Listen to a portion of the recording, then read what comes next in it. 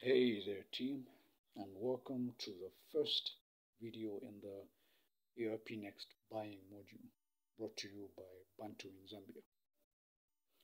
Today I'm your host Patrick, and in this video we'll cover a bit of an intro to the buying module in ERPNext, and then we'll take a look at material requests.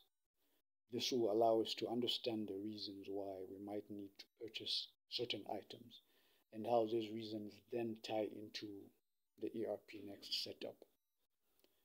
So, in layman's terms, this module helps us with the processes that come up when we need to, buy things, when we need to purchase items. These items could be anything really. They could be fixed assets or current assets, maybe in the form of stock items. For the most part of this video, we will use stock items as a discussion point. This is because the processes relating to fixed assets are largely the same as these, with perhaps one or two exceptions. So before we can actually purchase a certain item, we would have to identify a need for it. Right? For example, we might have run out of a certain stock item, or it might be a new product that we're starting to offer. It could even be a component, an ingredient that we need to manufacture another product altogether. Whatever the case, when this need is established, we would create a material request. The type of this material request would be a purchase type. We can create material requests of different types.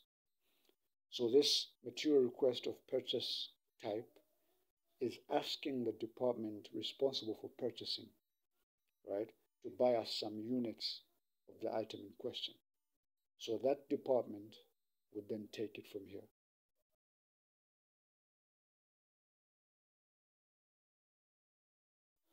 Okay, so at this point, the purchasing department gets the request, right? They would then kickstart the buying process by asking for some quotations from potential suppliers. Maybe they have 3 or 4, right? They can do this using the request for quotations document. After this, they would obviously get a number of quotations from the suppliers, right? So they would need to inspect them and choose the one they like the most, right? Maybe the one with the best prices, the best payment terms, or the best quality, right? The next step would be to replicate the chosen quotation, right? So they pick one quotation and they replicate it on the software. We can do this using the supplier quotation tool. This is so that we have a record of this supplier's quotation on the system. Then we can use this quotation that we've created to place a purchase order when the time comes. And then we can finally convert this purchase order into a purchase invoice. So everything ties into the next step. So in summary, the flow goes this way. Number 1, you do a material request.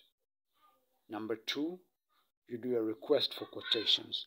Number 3, you do supplier quotations, which is the point when you replicate the quotation, right?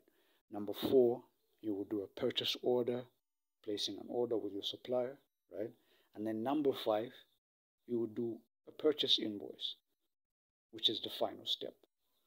In this lesson, we will only cover how to raise a material request. The rest of these concepts will be covered in their respective videos. So make sure to click that bell icon so that you get notified whenever these videos come up and you won't miss out.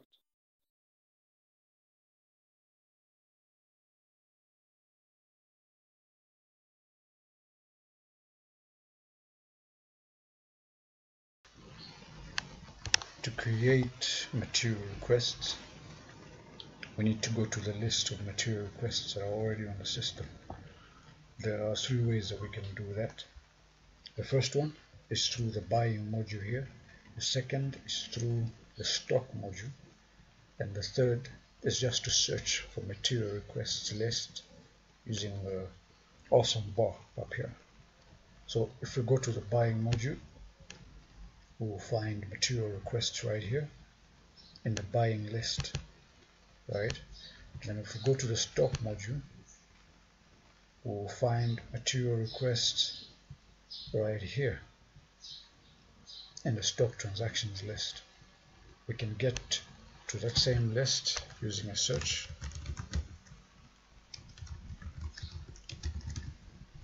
Material requests list in the awesome bar.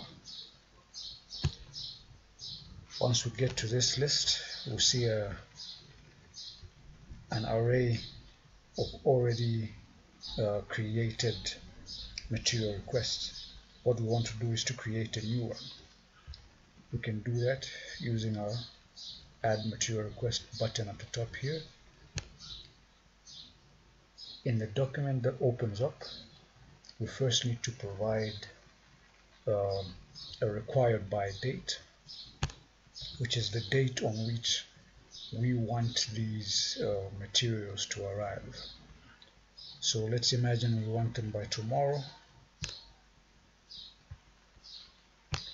and then we can change the purpose of this material request.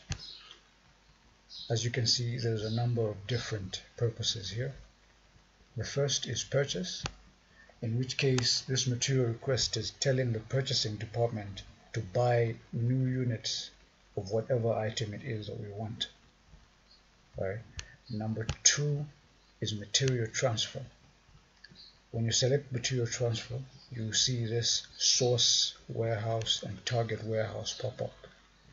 In this case, this material transfer is assuming that you have these materials in a certain warehouse, and all that needs to be done is that these items should be transferred from there to the warehouse where they'll run out. The next one is material issue. For this one, imagine a department has run out of plain papers, right? So they are essentially asking that the organization issues out more plain paper for consumption.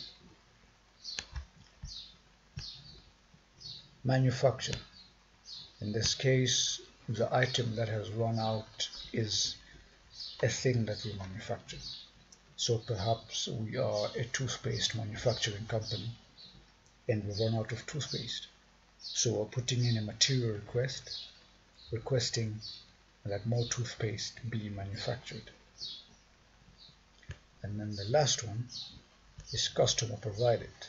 You select this one and you get this field here asking you to provide the name of that customer.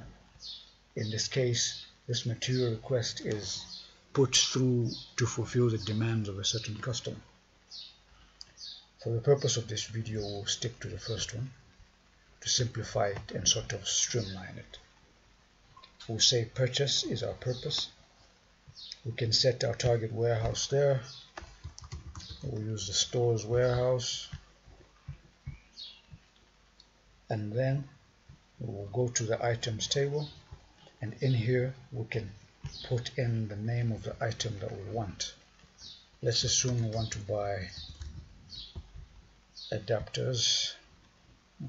Perhaps we want to get 10, and this is the required date that we provided at the top here. Awesome. The target warehouse, we've set it here.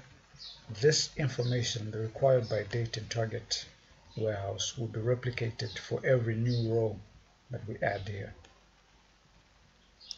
And after we do this, we're good to go. We can save this document and submit it, and then we should see this information pop up in the relevant reports, like the stock projected, the projected stock report. This is all we had for this lesson today. We hope you will join us for the next one. Thank you very much for being a part of it.